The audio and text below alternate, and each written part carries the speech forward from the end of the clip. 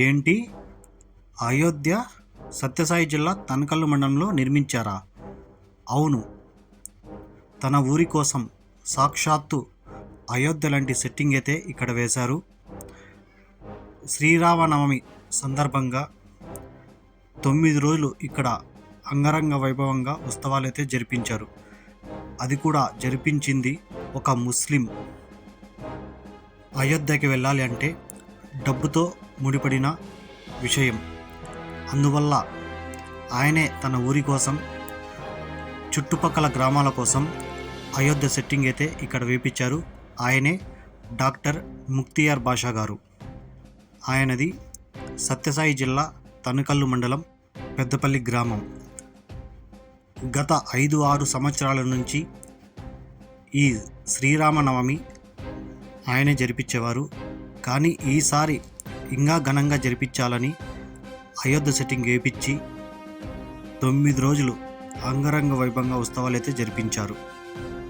మార్చి 26వ తేదీ నుంచి మొదలైన ఈ ఉత్సవాలు ఏప్రిల్ 3వ తేదీ వరకు జరిగాయి. ఈ 9 రోజులు పక్క ఊరి నుంచే కాదు, పక్క జిల్లా నుంచి కూడా వేలాది మంది భక్తులు వచ్చి ఇక్కడ దర్శించుకొని వెళ్ళారు. ఈ ఉత్సవాలు జరిగిన 9 రోజులు ఇక్కడ అన్నదానం అయితే 9 రోజులు అయితే జరిపించారు. ఇది కేవలం ఒక సెట్టింగ్ కాదు, తన ఊరి మీద ఉన్న ప్రేమ, మనుషుల మీద ఉన్న గౌరవం. అది కూడా ఒక ముస్లిం అయి ఉండి హిందువుల పండుగను ఇంత భక్తితో నిర్వహించడం నిజంగా గొప్ప విషయం. మనం వేర్వేరు మతాలకు చెందిన వాళ్ళం కావచ్చు, కానీ మనం అందరం ఒకటే అని చాటి చెప్పారు ముక్తియార్ బాషా గారు. కులమత భేదాలు లేకుండా మనుషులు కలిస్తే ఏదైనా సాధ్యమే అని నిరూపించారు. ఇక్కడ సీతారామ లక్ష్మణుల్ని ప్రతిష్ఠ చేశారు. అలాగే సీతారాముల కళ్యాణం కూడా ఘనంగా అయితే నిర్వహించారు. భక్తులు కూడా ఈ 9 రోజులు కొన్ని వేల సంఖ్యలో అయితే ఇక్కడికి వచ్చి దర్శించుకొని వెళ్ళారు. భోజనాల కాడి నుంచి ఈ మధ్య ఎండాకాలం ఎక్కువ ఉంది కాబట్టి ఈ ఎండలో కూడా ఎవరికైనా ఏమైనా అవుతుందని అక్కడే చికిత్స కేంద్రం కూడా పెట్టారు. ఎంతో దూరం ఉన్న అయోధ్యకి వెళ్ళలేని వాళ్ళు ఇక్కడ వచ్చి ఈ మినీ అయోధ్యను చూసి చాలా సంతోషపడ్డారు.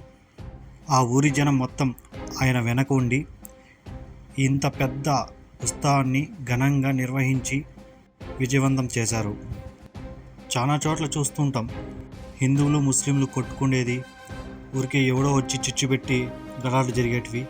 ఇవన్నీ కాదు, ఇలాంటివి జరిగినప్పుడే మనం ముందు మనుషులం, తర్వాత ఈ కులాలు మతాలు వచ్చాయని మనం గమనించాలి.